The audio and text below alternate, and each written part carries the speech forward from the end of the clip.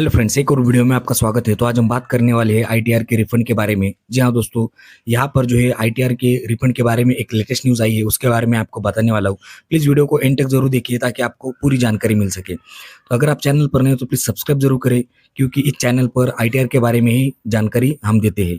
और वीडियो को एक लाइक जरूर कीजिए। तो चलिए वीडियो शुरू करते हैं। तो सबसे पहले आपको बताना चाहूँगा कि यहाँ पर आज हम देखेंगे कि जो सक्सेसफुल एनेबल्स है कि कितने हुए हैं, आईटीआर कितनी प्रोसेस हुई है। इन लोगों ने आईटीआर फाइल की थी, उनका अभी तक रिफंड नहीं मिला है। जी हाँ दोस्तों, लगभग 4 महीने से रिफंड नहीं मिला है। जून जुलाई से लेकर यहाँ पर लोगों ने आईटीआर दाखिल किया था, लेकिन उनका अभी तक रिफंड नहीं मिल पाया है। आईटीआर जिन्होंने फाइल की है उनको कितना सरकार ब्याज देगी, इनमें भी काफी चेंजेस आए हैं।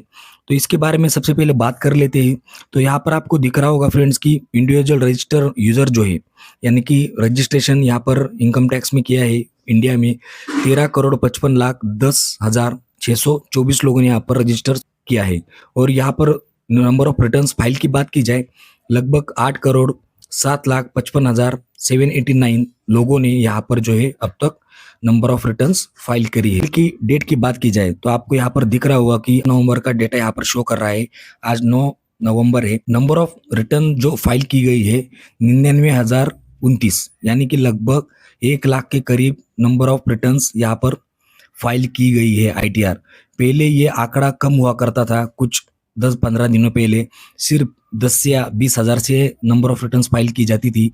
लेकिन अभी जो लेटेस्ट न्यूज़ आ रही है, जो सीपीसी डिपार्टमेंट है, इनकम टैक्स के अंडर में काम करता है, उन्होंने काफ़ी तेज़ी दिखाई है।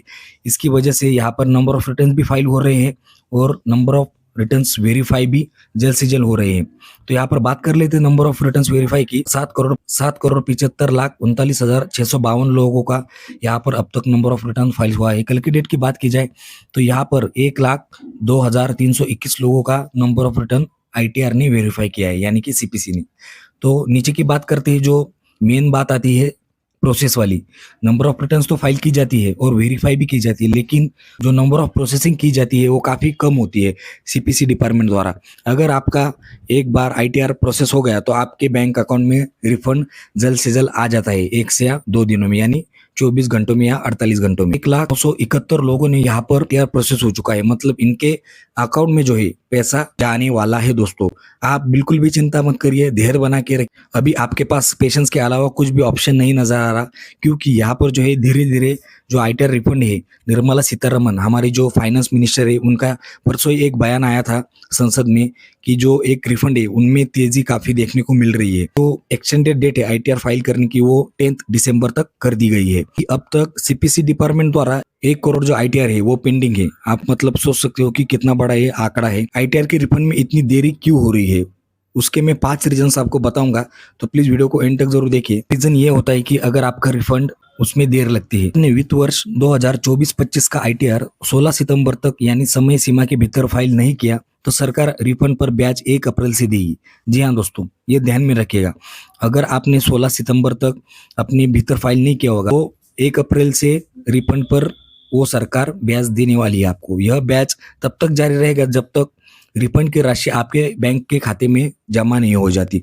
मतलब आपको ब्याज जो है मिलता रहेगा जब तक आपके जो बैंक अकाउंट में जो रिफंड नहीं आएगा। दूसरा सबसे बड़ा रीजन है, मतलब अगर विभाग ने प्रोसेस में देरी तो करी है, लेकिन तो ब्याज आपका हक बनता है कि आपको उसका ब्याज मिले, और मिलना भी चाहिए दोस्तों। लेकिन अगर आपने डेडलाइन के बाद आईटीआर फाइल किया है तो नियम में थोड़ा बदलाव आ जाता है। मामलों में ब्याज 1 अप्रैल से नहीं, बल्कि जिस दिन आपने आईटीआर रिटर्न फाइल किया है उस दिन से ब्याज गिना जाएगा।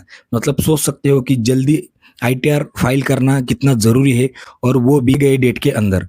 तो तीसरे मुद्दे की बात की जाए, यहाँ पर देर से रिटर्न भरने वालों को ब्याज का कुछ नुकसान उठाना पड़ सकता है। इनकम टैक्स एक्ट की जो धारा 244A है, उसके तहत रिफंड पर ब्याज का प्रावधान है। ब्याज की दर 0.5% प्रति माह यानी महीने के हिस्से के हिसाब से तय की जाती है, जो रिफंड की पूरी राशि लागू होती है। इस ब्याज की कैलकुलेशन टीडीएस, एडवांस टैक्स या सेल्फ असेसमेंट टैक्स जैसी रकमों पर भी होती है। हालांकि अगर इसमें ज़्यादा आपकी गलती हो जाती है कुछ फॉर्म भरने में, आईटीआर लेट से फाइल करने में, जैसे गलत डिटेल भरना या डॉक्यूमेंट कुछ अधूरे है, तो ब्याज नहीं मिल पाता। तो आपको जो है डॉक्यूमेंट्स भी अच्छे से लगा देने हैं उसको, और जो डिटेल्स है वो अच्छे से फाइल करनी है। अगर देरी हुआ में और भी देरी हो जाती है तो ब्याज मिलना आपको 100% तय है।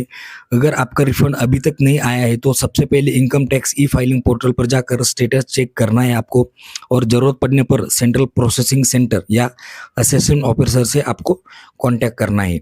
तो जो पेमेंट रसीद है वो आपको ज़रूर से ज़रूर संभाल कर रखनी है, वित्त जो मंत्रालय द्वारा जारी करते हैं जब आप आईटीआर फाइल करते हो तो, और कागजात भी संभाल कर रखने हैं, जिससे चलकर आपको जो है मतलब एक विवाद का सामना ना करना पड़े या तकलीफ का सामना ना करना पड़े।